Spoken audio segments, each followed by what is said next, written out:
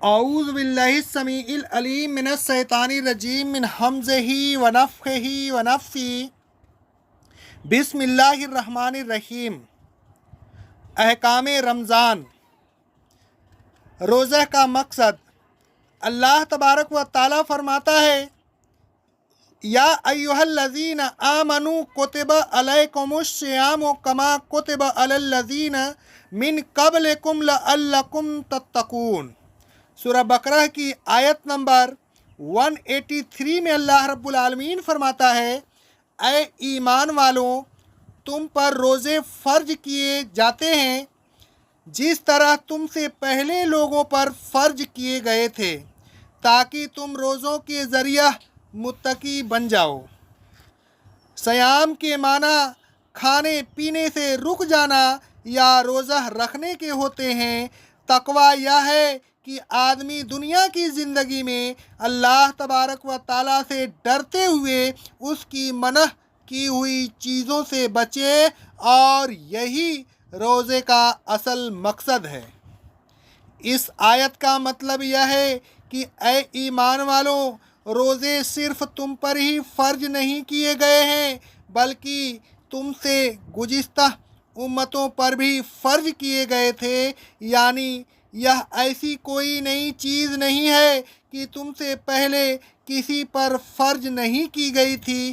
تم سے پہلے بھی لوگوں پر فرض کی گئی تھی، انہوں نے اسے برضا و رغبت ادا کیا، لہٰذا تم بھی اسے برضا و رغبت ادا کرو۔ یہ کوئی مشکل چیز نہیں کہ برداشت نہ ہو سکے، لہٰذا گھبرانے کی کوئی بات نہیں۔ آگے اللہ رب العالمین فرماتا ہے سورہ البقرہ کی آیت نمبر 184 میں روزوں کے دن کچھ زیادہ بھی نہیں کہ تم گھبرا جاؤ، بلکہ گنتی کے چند دن ہیں۔ پھر ان میں بھی یہ سہولت ہے کہ تم میں سے جو شخص مریض ہو یا سفر میں ہو تو وہ دوسرے دنوں میں روزوں کی گنتی پوری کر لے، اور جن لوگوں کو روزہ رکھنے کی طاقت ہو لیکن نہ رکھنا چاہیں تو وہ بطور فدیہ ہر روزہ کے عوض ایک مسکین کو کھانا دے دیں۔ پھر جو شخص فدیہ دینے کے اس اختیار کے باوجود خوشی سے نیکی کرے یعنی روزے رکھے تو وہ اس کے حق میں بہتر ہے۔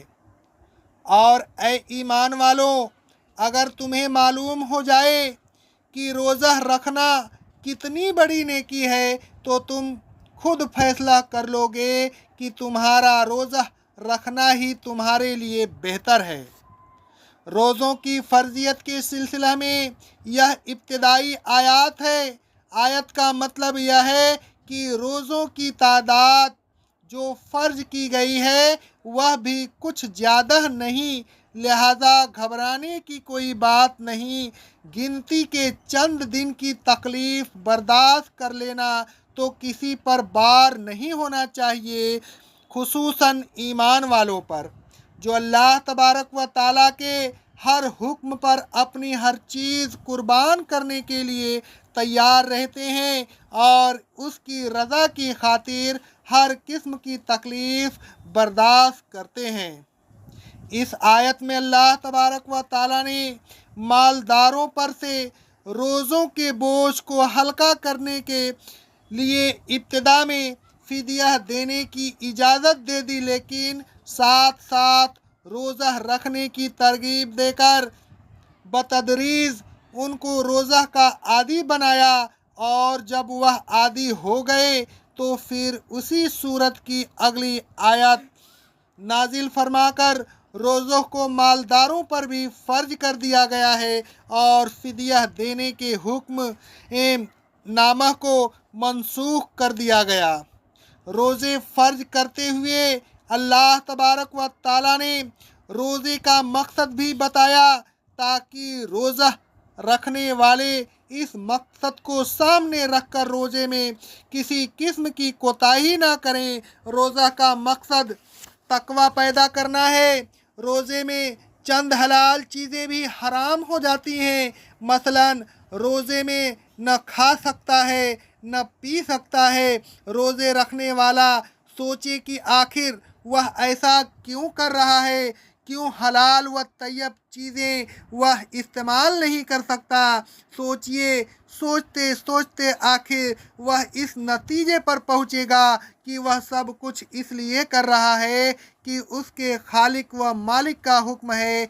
उसने हलाल चीज़ें इसलिए छोड़ रखी हैं कि उसका खालिक व मालिक उससे खुश हो जाए। गोया रोज़े में अल्लाह तबारक व ताला को खुश करने का एक जज्बा पैदा हो रहा है। दिल में तकवा की नशो नुमा हो रही है। दिल अल्लाह तबारक व ताला की मोहब्बत से सरसार हो रहा है।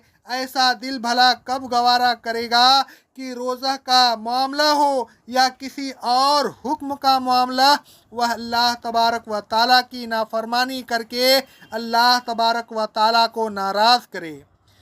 गोया रोज़े में हलाल चीज़ों के छोड़ने की यह तरबियत और उसके नतीजा में तकवा का दिल में जागज़े होना इस बात का मुतगाज़ी होगा कि वह तमाम हराम चीज़ों को छोड़ दे। उसका ज़मीर खुद उसको मलामत करेगा कि जिस मालिक की रज़ा की खातिर उसने हलाल चीज़ें छोड़ दी हैं, उसकी रज़ा की खातिर वह हराम चीज़ें क्यों नहीं छोड़ सकता। मज़ीद बरा, रोज़ा सिर्फ़ खाना पीना छोड़ने का ही नाम नहीं है, बल्कि जो चीज़ें हराम हैं वह रोज़ों में बदरजा अव्वल हराम हो जाती हैं और उनको छोड़ने के बाद ही रोज़ा दर हकीकत रोज़ा होता है। जो शख्स रोज़ा में सिर्फ़ खाना पीना छोड़ता है और हराम चीज़ों को नहीं छोड़ता, वह हकीकी रोज़े से महरूम रहता है। उसको रोज़े से कुछ फ़ायदा नहीं पहुँचता। अल्लाह के रसूल सल्लल्लाहु अलैहि वसल्लम फरमाते हैं, सही बुखारी की हदीस है कि जो शख्स गलत गोई और गलत कारी नहीं छोड़ता तो अल्लाह तबारक व ताला को उसके खाना और पीना छोड़ने से कोई हाजत नहीं।